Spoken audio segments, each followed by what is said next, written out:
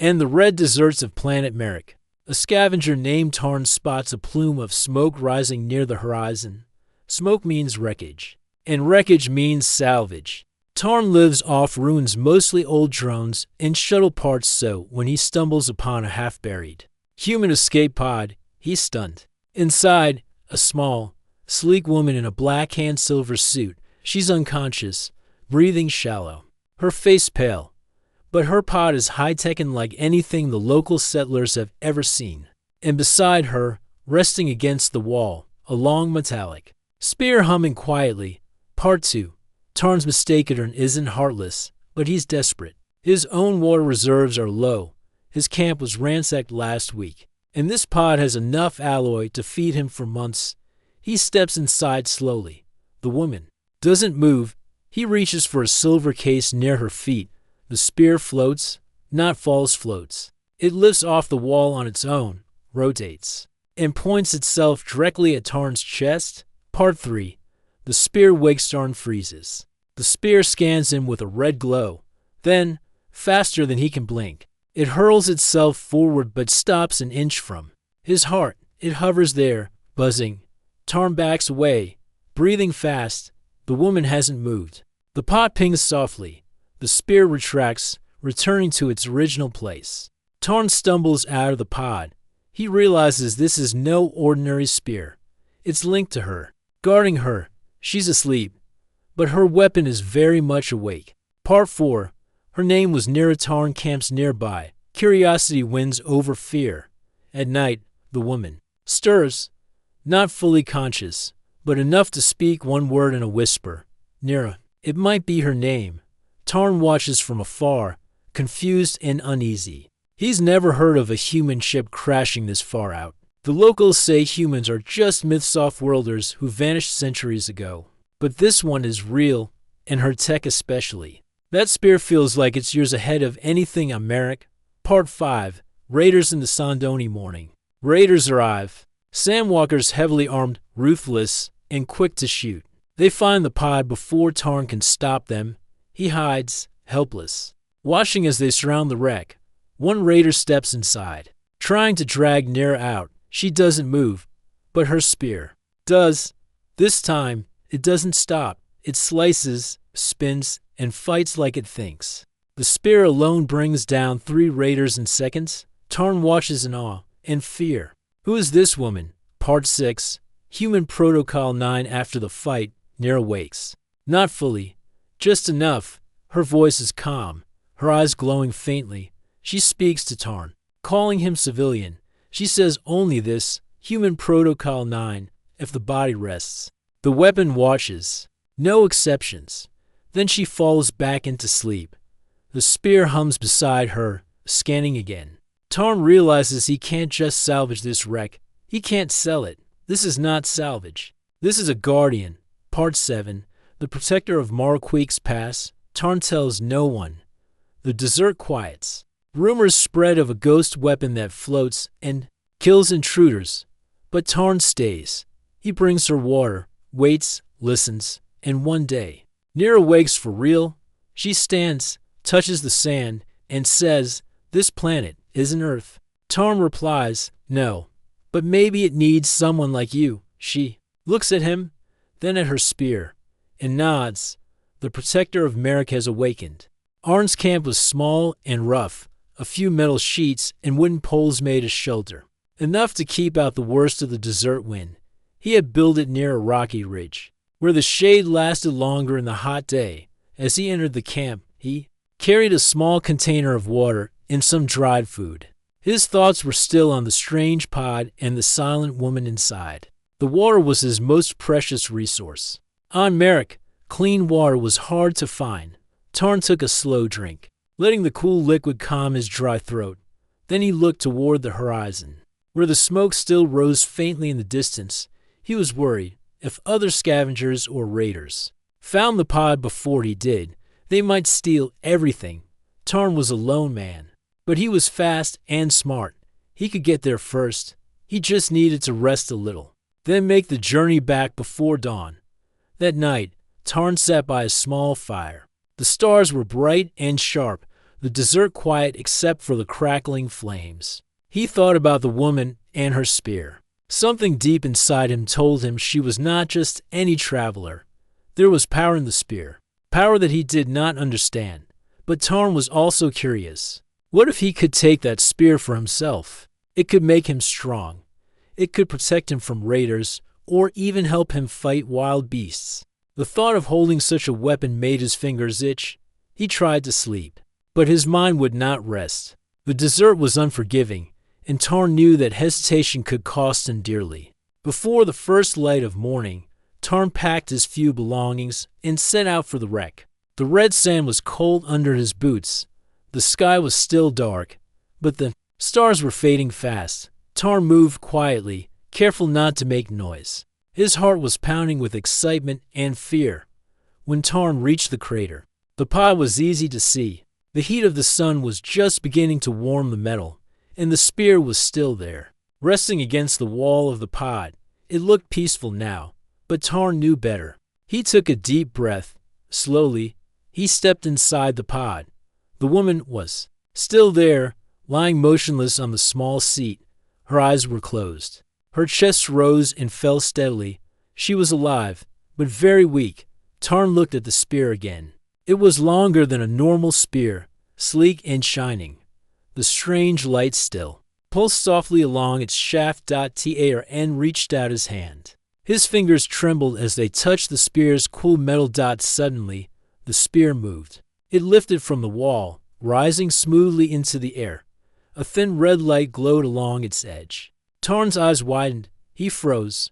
The spear pointed at him, not slowly, but sharply. It aimed right at his chest. Tarn's heart hammered. He took a small step back, but the spear followed him, moving with an almost lifelike grace. The red light scanned him, glowing brighter and brighter. Tarn realized the spear was watching him. It was not just a weapon, it was a guard. The woman still did not move. Her eyes remained closed. But Tarn felt her presence as if it were alive inside the pod. The spear suddenly stopped moving, holding still a few inches from Tarn's chest. The red light blinked once, then disappeared. Tarn breathed heavily for a moment. He thought the spear would attack him, but it did not. Instead, it floated back to its place on the wall. Tarn slowly lowered his hand and stepped out of the pod. His mind was racing. This was no ordinary weapon. It was connected to the woman somehow alive, somehow protecting her even while she slept. Tarn wanted to run. He wanted to leave everything behind and forget he had ever seen this strange woman and her living spear. But the thought of what he could gain held him in place. He looked at the pod again. Then he made a choice. Tarn spent the rest of the day near the wreck, watching from behind a dune. He did not dare get close again. Instead, he studied the area, looking for signs of other people. But the desert was empty. No footprints, no tracks, just sand and silence. As the sun moved across the sky, Tarn's thoughts grew heavy. He wondered about the woman's story. How had she come to be here? Why was her pod broken? And what kind of power did her spear hold? The desert wind stirred. Tarn could almost hear whispers in the air, as if the planet itself was watching. Night came again. Tarn made a fire and sat nearby, waiting. Hours passed. The stars moved slowly across the sky. The woman inside the pod still did not wake. Then, a strange sound broke the silence. A soft hum came from the pod. Tarn's eyes widened. The spear glowed faintly, the small lights blinking rhythmically. Tarn held his breath. Suddenly, the pod's door opened with a quiet hiss. The woman moved. She did not sit up or open her eyes, but she whispered a single word. Tarn? Tarn froze. She had spoken his name. He stepped closer, heart pounding. The woman's eyes opened slowly. They were a bright silver color, shining softly in the dark. She looked at Tarn, her gaze steady but tired. Where am I? She asked in a soft voice. Tarn swallowed hard. He wanted to explain, but words caught in his throat. You're on Merrick, he said finally. She nodded slowly, as if accepting something. Then her gaze shifted to the spear, still resting quietly beside her. I'm Nira, she said. My spear, it watches, even when I do not. Tarn felt a shiver run down his spine. This woman was no ordinary traveler. She was a warrior, and her weapon was alive. The morning sun rose slowly over the red desert, casting warm light across the dunes. Tarn sat near the smoking wreckage, watching Nira as she struggled to sit up in the pod. Her face was pale, and her movements were slow and careful. She looked like someone who had been through a great hardship. Tarn felt a mixture of curiosity and caution. He wanted to help her, but he wasn't sure if she could trust him. The spear resting against the wall of the pod still gleamed softly. It's strange. Lights pulsing gently. It seemed calm, but Tarn remembered how it had moved the day before, protecting her even when she was unconscious. Nira finally sat fully upright. She touched her forehead, wincing slightly. Her eyes scanned the landscape carefully, alert even though she was still weak. "Where am I?" she asked again, her voice quiet but clear. "You're on Merrick," Tarn answered. "A desert planet. Not many people live here, but it's my home." Nira looked at him for a moment, studying his rough clothes and sun-baked skin. "How long have I been here?" "Since yesterday," Tarn said. "Your pod crashed in the sand." Nira's eyes flickered with a shadow of pain. She tried to stand but swayed slightly. Tarn stepped forward and offered his hand. "Let me help," he said. She took his hand gratefully. Together, they moved out of the pod. The desert wind blew softly, carrying the dry smell of sand and stone. Nira looked around, her gaze sharp despite her weakness. Tarn noticed she was watching the spear closely. The spear rested near the pod's entrance, still glowing faintly. "What is that?" Tarn asked. Nodding toward the weapon, Nira's face grew serious. "My spear is more than a weapon. It is connected to me when I sleep or am unconscious. It protects me." Tarn nodded slowly, remembering the moment the spear had floated in the air and aimed at him. "That spear saved me," she said. "It stopped anyone from hurting me while I was asleep." Tarn looked at the spear with new respect. It was beautiful, unlike anything he had seen before. The metal shone in the sunlight, and the thin red light along its edge looked like it had a life of its own. "Can it fight?" Tarn asked quietly. Nira hesitated. "Yes, but it does not fight unless I am in danger. It follows my will, even if I am not awake." Tarn felt a chill. The spear was alive, but it was not alive in the way people were. It was part machine, part something else, something ancient, powerful. "How did you get here?" Tarn asked gently. Nira looked down, as if trying to remember. "I was traveling between worlds. Something went wrong with my ship." "I don't remember much." Tarn nodded. "You're lucky to be alive." Nira's eyes met his. "I owe my life to that spear and maybe to you, too." Before Tarn could answer, a sudden noise broke the quiet. From the nearby dunes came the sound of heavy footsteps. Tarn and Nira both turned toward the noise.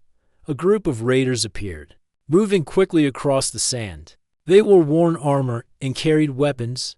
Their faces were hard and angry. Tarn's heart sank. Raiders on Merrick were dangerous. They attacked travelers and scavengers without mercy. They lived by stealing and fighting. Nira's hand moved toward the spear. Tarn stepped in front of her. "We don't want trouble," he said loudly, hoping to stop the raiders. But the raiders only laughed. "You have something valuable," their leader said, pointing toward the pod. "We're taking it." Another raider added. Nira's eyes darkened. She stood tall despite her weakness. "You will not take what is mine." The raiders laughed again and moved closer. Suddenly, the spear lifted into the air. Its red light flashed brightly. It spun quickly, faster than Tarn's eyes could follow. Before the raiders could react, the spear flew forward, striking with a sharp, clean movement. One raider dropped instantly, clutching his shoulder. The others fired weapons, but the spear moved with speed and precision, blocking attacks and striking down to more raiders in seconds. Tarn watched in awe. The spear was not just a weapon, it was a protector. It moved, like it had a mind of its own, defending Nira without hesitation. The remaining raiders hesitated and then fled, shouting angry curses. Nira looked at the spear, then at Tarn. "That is why I survive," she said quietly. "My spear never sleeps." Tarn was still breathing hard. He looked at Nira with new respect. "You are stronger than you look," he said. Nira smiled faintly. "Strength comes from more than muscles. It comes from will, and from what you carry." Inside, Tarn nodded, understanding more than words could say. The desert was quiet again. But Tarn knew this was only the beginning. Nira and her spear had arrived on Merrick, and together, they would face whatever came next. The desert sun was high and harsh, burning down over the red sands of Merrick. Tarn and Nira had spent the night near the wreck, the cold desert air making it difficult to sleep. But they had both rested enough to face the day ahead. Tarn watched Nira as she moved slowly around the camp. Though still weak, she was growing stronger by the hour. The strange suit she wore shimmered softly in the sunlight, and the spear lay close by, ready. Tarn still did not know much about her. He only had her name Nira and a few words she had spoken. But the mystery surrounding her was deep and heavy. "Tell me," Tarn said, breaking the quiet. "Who are you? Where did you come from?" Nira looked up from where she was adjusting the small fire pit. Her silver eyes met Tarn's gaze steadily. "I am Nira," she said simply. "A traveler between worlds. My ship was damaged. I do not remember how or why." Tarn nodded. "And the spear?" Nira's eyes softened as she looked at the weapon. "My spear is part of me. It protects me when I cannot protect myself. It watches, fights, and guards." Tarn rubbed his chin, still amazed by what he had seen. "Do you have other weapons?" he asked. Nira shook her head. "No, this is all I need." The two of them sat quietly for a moment, the desert wind carrying dust around them. Suddenly, Tarn asked, "Are you alone? Do you have a crew? Friends?" Nira's face grew serious. "I was alone when I left my ship. I did not know if anyone else survived." Tarn felt a pang of sympathy. It was hard to survive alone on Merrick, even harder to be lost in the vast galaxy. "Without a friend, why did your ship come to Merrick?" Tarn asked. Nira's eyes drifted to the sky, as if looking for answers somewhere far away. "I was on a mission," she said quietly, "to find something important, something that could change the future." Tarn frowned. "What was it?" She shook her head. "I do not remember. My memory is broken. Only flashes and fragments remain." Tarn understood. Sometimes the hardest battles were fought inside the mind. He looked at her with respect. "If you need help, I'll be here." Nira nodded slowly. "Thank you." Days passed. Tarn and Nira stayed near the wreck, moving carefully through the desert. Tarn taught her how to find water, how to avoid sandstorms, and how to read the stars. In return, Nira shared what little she remembered about her world, stories of vast cities, stars that burned bright, and ships that could cross galaxies in moments. One evening, as the sun dipped below the horizon, Tarn asked, "Do you remember your home?" Nira looked at the darkening sky. "I remember a place of blue skies and green fields, a world full of light and life." Tarn smiled softly. "Sounds like a good place." "It was," Nira said. "But that world feels like a dream now." The spear rested beside her, humming softly. It was always alert, always ready. One day, Tarn heard voices. Far across the dunes, he spotted a small group of settlers approaching. They were dressed in rough clothes and carried simple tools. Merrick's settlers were few, but they were tough and careful. Tarn raised his hand to stop Nira from moving forward. "They may be friendly," he said, "but we should be careful." Nira nodded, understanding the danger. The settlers stopped near Tarn's camp, eyes curious but wary. One of them, an older man with a beard streaked with gray, stepped forward. "Who are you?" The man asked. Tarn answered first. "My name is Tarn. This is Nira. She came from a wrecked ship." The man nodded slowly. "You're far from home, Nira." Nira looked at him and said, "I'm lost." The settlers shared food and water. They listened as Tarn told them about the strange pod and the living spear. The older man frowned. "That weapon is like nothing we've seen before. It might bring danger." Tarn shook his head. "It saved her from raiders already." The man sighed. "Merrick is a hard place. People come here for work, for peace. But trouble follows those who carry power. Nira looked at the settlers. I don't want trouble. I only want to survive. The settlers nodded, understanding her words. That night, Tarn and Nira sat by the fire. Do you think they will accept you? Tarn asked. Nira was quiet. I do not know. I feel far from home, but perhaps Merrick can be a new home. Tarn smiled. You're not alone anymore. Nira looked at the spear, then back at Tarn. Thank you, she said softly. As the days passed, Tarn and Nira grew stronger together. The spear remained her guardian, moving quietly when needed. Watching over them both, Nira learned the desert's secrets, and Tarn learned to trust in something beyond his world. One evening, as the sky turned dark and stars appeared, Nira spoke. I am ready, she said. Ready to find my past, ready to face what comes. Tarn nodded. Then we face it together. The desert wind whispered around them. The night was full of stars and possibilities. Nira's journey was just beginning. The sun was just starting to rise when Tarn and Nira packed their few belongings. The desert air was cool but would soon heat up quickly. Merrick's dunes stretched endlessly around them, red and golden under the morning light. Nira stood near the wreck pod, her spear resting beside her. She looked stronger now, the pale color returning to her face. Her silver eyes held a new determination. We should move, she said softly. Tarn nodded. Where will we go? Nira took a deep breath. There is a city not far from here.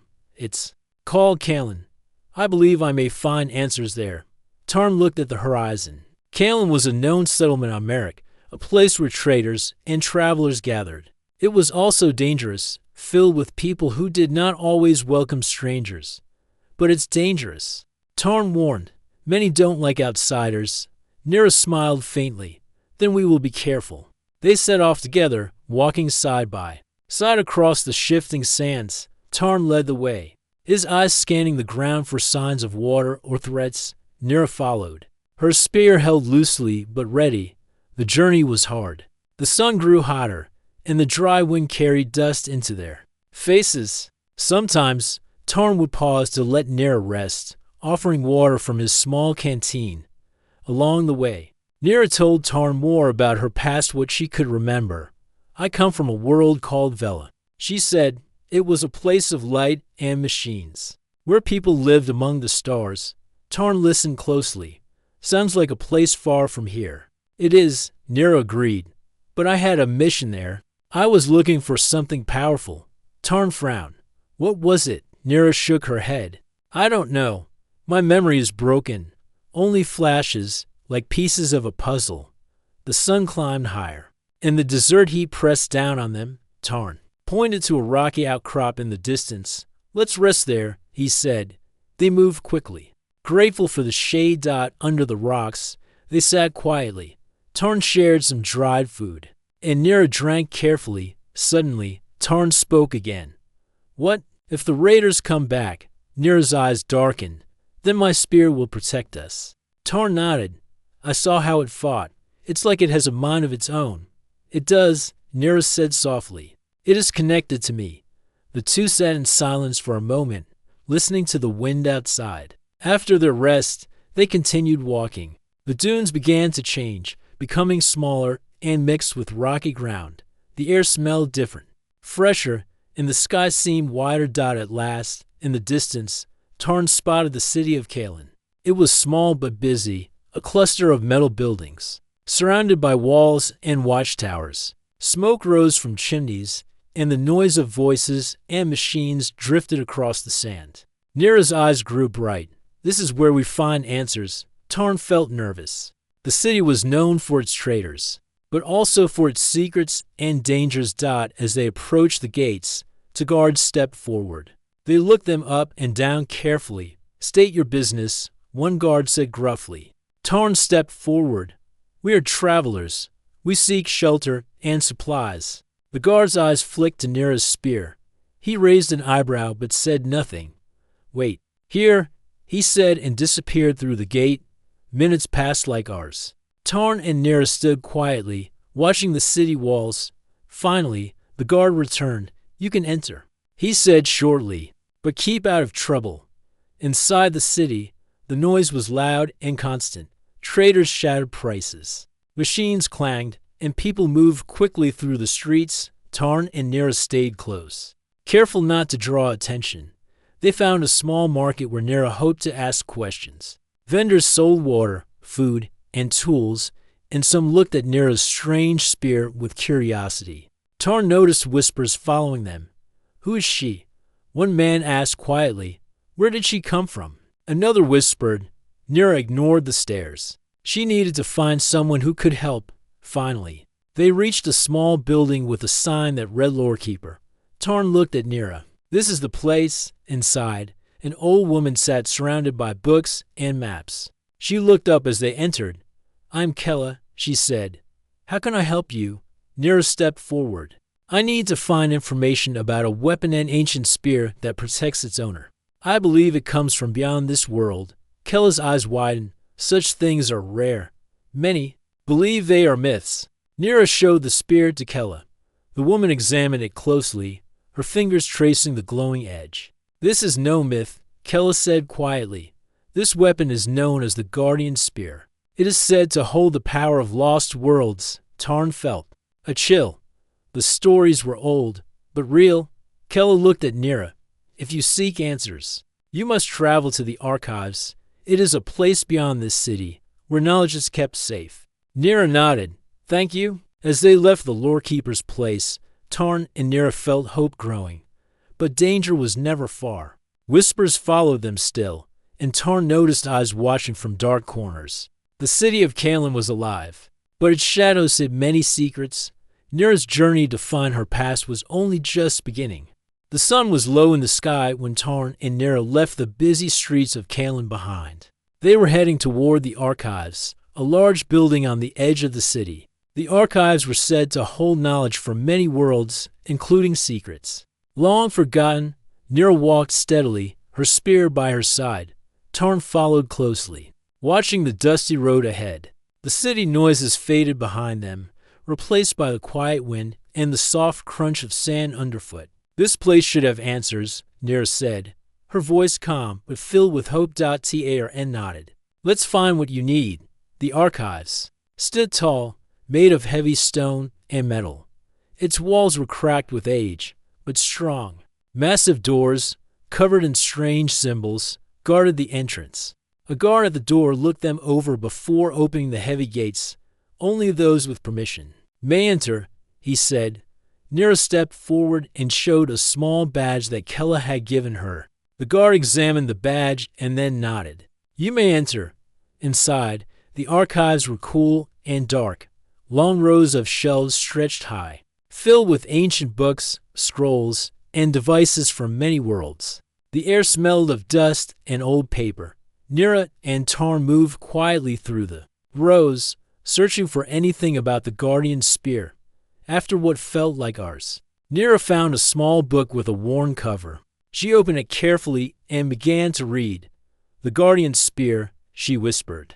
"It is said to be created by a lost civilization, one that combined technology and spirit. It protects the owner and can fight on its own." Tarn looked over her shoulder. "That matches what you told me." Nira's eyes scanned the pages. "It says the spear chooses its owner. If the owner is hurt, the spear will act to defend them, even without commands." Tarn frowned. "But why was your ship damaged? What were you carrying that made you a target?" Nira closed the book slowly. "I still don't know. But the book says the spear is a key to something powerful, something many want." Suddenly, the heavy doors to the archives creaked open. A group of men entered, their faces hidden by dark cloths. They moved quickly, eyes scanning the room. Tarn's hand went to his side, ready. Nira stood tall, the spear glowing softly in her hand. The men spoke quietly but firmly. "We seek the Guardian Spear. Give it to us, and no harm will come to you." Nira's voice was steady. "This spear belongs to me. You will not take it." Tarn stepped forward. "We don't want trouble." One man smiled, then handed it over. The air grew tense. Nira gripped her spear tightly. The red light along its edge pulsed stronger. Without warning, the spear lifted from her hand, spinning in the air. It shot forward like a flash of red light, striking the nearest man in the shoulder. He fell, gasping. The others attacked, but the spear moved with speed and precision. Blocking and striking, Tarn helped Nira as they fought back. Together, they pushed the attackers toward the exit. Outside, the city guards arrived. Alerted by the noise, the attackers fled into the night. Nira lowered the spear, breathing heavily. "This is only the beginning," she said. "They know I have it." Tarn nodded. "We need to be careful." Later, in a quiet corner of the city, Tarn and Nira planned their next move. "We have to find out what this power is," Tarn said. Nira nodded. "The book mentioned a place called the Vault. It may hold the answers." Tarn frowned. "Where is it?" "Far from here," Nira said. "Beyond the mountains, hidden in the old world ruins." Tarn looked toward the dark mountains on the horizon. "That sounds dangerous." Nira smiled faintly. "Danger is part of the journey." The next morning, Tarn and Nira set off toward the mountains. The road was rough and rocky. The air grew colder as they climbed higher. Nira's spear was always ready, glowing softly. Tarn admired her strength and courage. Despite the dangers, she never faltered. As they traveled, they talked about what might await them. "If the vault holds the power of the spear," Tarn said, "then many will want to find it." Nira nodded. "We must reach it before others do." One night, as they camped near the mountain base, Tarn heard a noise outside the firelight. He saw figures moving in the shadows. Quickly, he woke Nira. "They're coming," Tarn whispered. Nira grabbed her spear. The red light brightened. Together, they prepared to face the threat. The figures moved closer. But as they approached, they stopped. A young woman stepped forward, holding up her hands. "I don't want to fight," she said. "My name is Lyra. I've come to help." Tarn looked at Nira. "Can we trust her?" Nira studied Lyra for a moment. "Perhaps," she said, "but we must be cautious." Lyra explained that she knew of the spear and the vault. "I want to stop those who seek to misuse the power," she said. Tarn and Nira shared a look. "Then we'll need your help," Nira said. The next morning, the three set off together toward the mountain ruins. The journey was harder with a third person, but their chances of survival were better. Nira's spear stayed ready, watching and protecting. Tarn felt a new hope. Together, they might uncover the truth and protect the power of the spear. The desert wind carried their footsteps forward into the unknown. The mountain air was cold and thin as Tarn, Nira, and Lyra climbed higher toward the ruins. Jagged rocks and broken stones marked the path, and the wind whispered warnings. Still, they moved steadily, determined to reach the vault before others. Nira's spear glowed softly in the fading light, a steady companion through the growing shadows. "We are close," Nira said, her voice calm but filled with purpose. "The vault lies beyond the old gate." Tarn looked ahead and saw a tall stone archway carved with strange symbols. It was cracked and worn by time, but it still stood strong. The three paused before the gate. "Are you ready?" Lyra asked. Nira nodded. "We have come too far to turn back now." Tarn took a deep breath and pushed the heavy gate open. It groaned as it moved, revealing a dark passage beyond. Inside, the air was cool and still. The walls were lined with carvings telling stories of an ancient civilization, one that had mastered both technology and spirit. They walked carefully, the only sound their footsteps and the soft hum of Nira's spear. At last, they reached a large chamber. In the center was a pedestal, and on it lay a glowing orb pulsing with light, alive. Nira stepped forward, eyes fixed on the orb. "This is the source," she whispered. "The power behind the spear." Lyra studied the orb with wide eyes. "If it falls into the wrong hands, it could destroy worlds." Tarn looked around, feeling the weight of the moment. Suddenly, shadows moved at the entrance. Their enemies had found them. A group of men and women, armed and determined, entered the chamber. Their leader stepped forward, a cold smile on his face. Hand over the orb, he demanded. "It belongs to all who seek power." Nira held her spear tightly. "It belongs to no one who would use it for harm." The leader laughed, then prepared to lose it. The battle began. Nira's spear flashed with red light, striking and blocking with skill and speed. Tarn fought beside her, defending from the attackers. Lyra moved quickly, using her knowledge of the ruins to guide and protect them.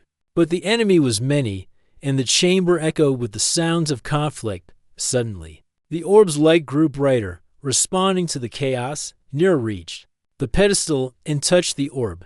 A surge of energy flowed through her, connecting her to the ancient power. The spear pulsed, glowing stronger than ever. With a cry, Lyra raised the spear, and a wave of light spread through the chamber, pushing back the attackers. The leader stumbled, shielding his eyes. Tarn saw the chance and called out, "Now, Lyra."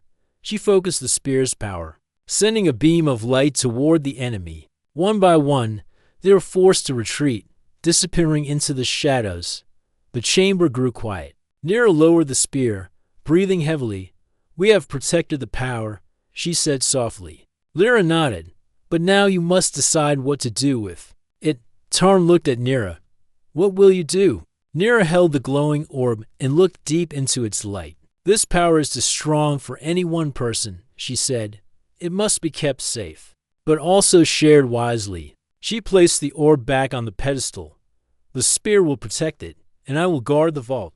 But I will also seek those who will use this power for good." Tarn smiled. "You have grown strong." Lyra looked at her friends. "Thank you for standing with me." Lyra smiled. "Together, we will protect the future." The three stepped out of the vault, the first stars appearing in the night sky. Lyra's spear shone softly, a symbol of hope and strength. Their journey had begun, in danger and mystery, but it ended with trust and a promise. The power of the Guardian Spear was safe, and so was the future.